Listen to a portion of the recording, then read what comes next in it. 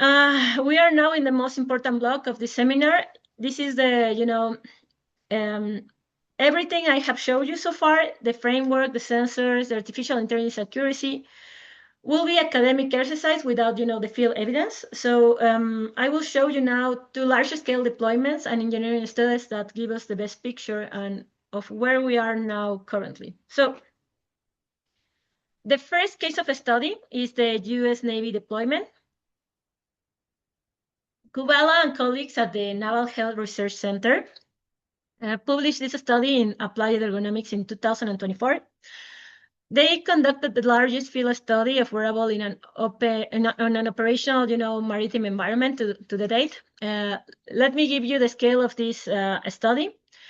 There were 845 active duty sailors. There were 5 separate warships cohorts, and they were in sea periods ranging from 10 to 31 days. Over 10,000 person days of continuous data. This is the kind of data set that we have been waiting for those people that work with artificial intelligence. They have, each sailor wearing 2 devices simultaneously. They wear an Aura ring, a finger-worn device combining photoplethysmography with temperature and inertial measurement. But with, this kind of ring have a relatively short battery life. And, this battery life is about 3 to 4 days. And also, they were wearing a ready band, a wrist-worn device, with just a triaxial accelerometer. But this device have a 30 days battery. 2 very different kind of, designs and philosophies in each one of the possible wearables that the sellers could use. So the findings, is the important part. On the technical feasibility, both devices perform as designed. The malfunction rate of the devices was about 1.2% for the Aura and 2.2% for the Radiband. This is comparable to the laboratory conditions, despite ship motion, vibration, and saltwater exposure. The hardware, works as it should be. So on acceptability, this is the important part. The overall use prevalence, that is the percentage of person days when sailors actually wear these kind of devices, was about 69% for the Aura and 71% for the Ready Bands. So these are actually good numbers. They use it most of the time. And mostly about 3 out of 10 days, the device was off. So the information is good. Now, here is the contribute part of this. The Aura has a shorter battery life, only 3 days out of 4. And it requires, like frequent charging. 3 out of 4 days is not that bad, but it had a higher individual usage rate than the Ready Band, which lasts about 30 days on a single charge. But you will say how this is possible. You have to charge it more, so you have to take it out more of the time. The answer is that the Aura gave them a feedback. The app show sleep scores, recovery metrics, daily summarizes, and the Ready Band was this kind of device that you put and you forget about the device. There is no display, no feedback. And what we learned is that feedback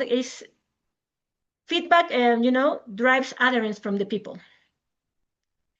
So people will charge a device that every 3 days, if this device will tell them something that is useful. They will forget to wear a device that lasts a month of battery if the device don't give them any feedback. So there is also, a part that is taken in account in this study, that is the age effect. So, you will think that a younger, sailor will use it more, but this actually didn't happen.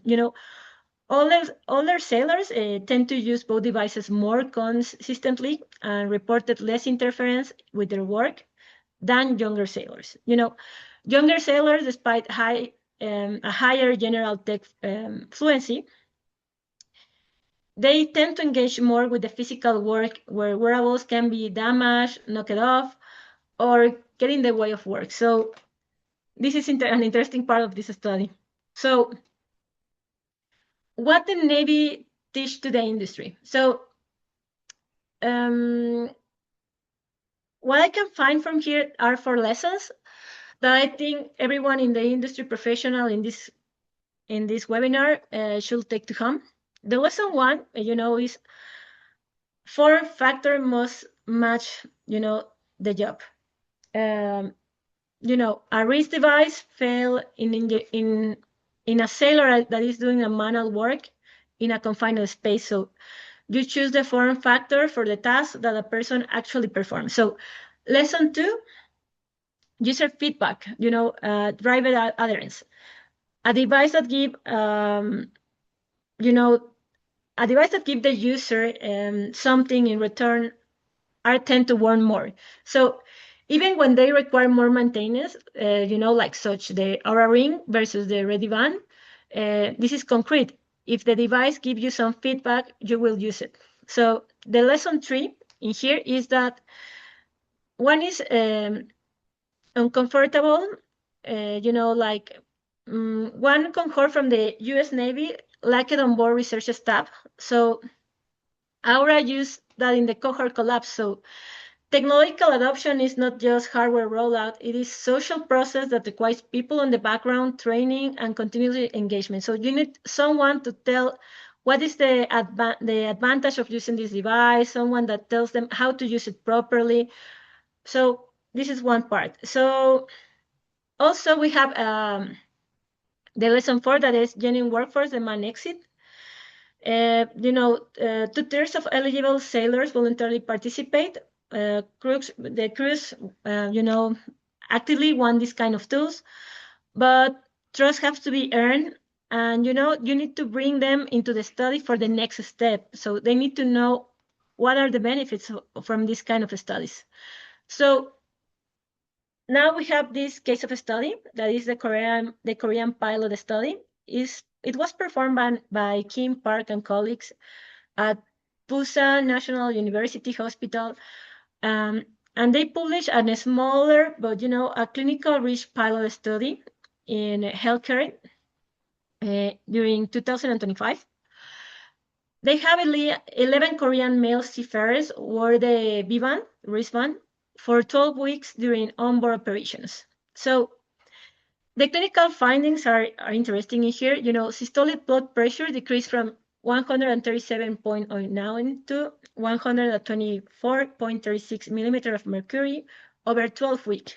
Also, they have diastolic pressure decreasing from 86.45 to 77.45 millimeter of mercury.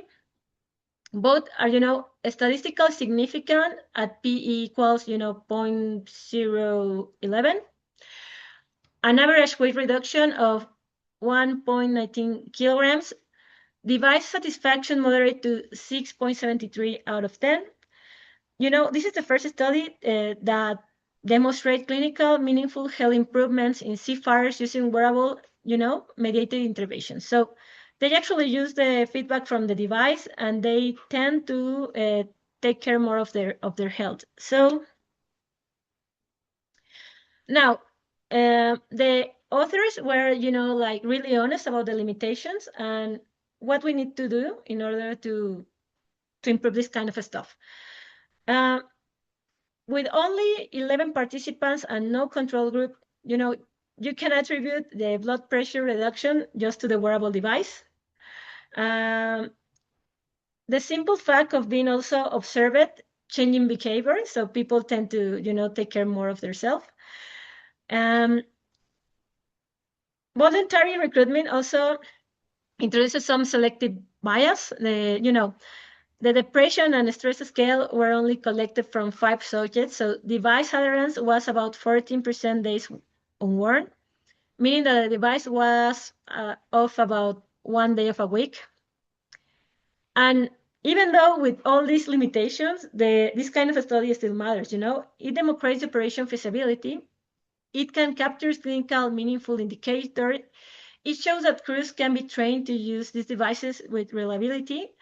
And it is the first of its kind of the Korean seafarer population. So pilots like this should be built in foundation that larger trials can be built on. So the striking findings for me in this study um, is the following. You know, only 3 of the 11 participants say they want to continue using this kind of device after the study end, and all 3 of those that had prior, you know, experience with, on, well, let me rephrase this.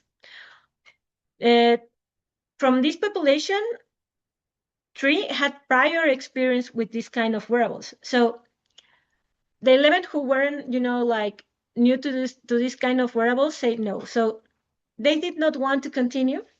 This tells us that adoption is also, you know, fundamental. You know, a training habit or for formation of problem. This is not a hardware problem. This is the people that don't want to use this kind of devices. If you are, you know, designing this kind of problems, you want to take this into account. So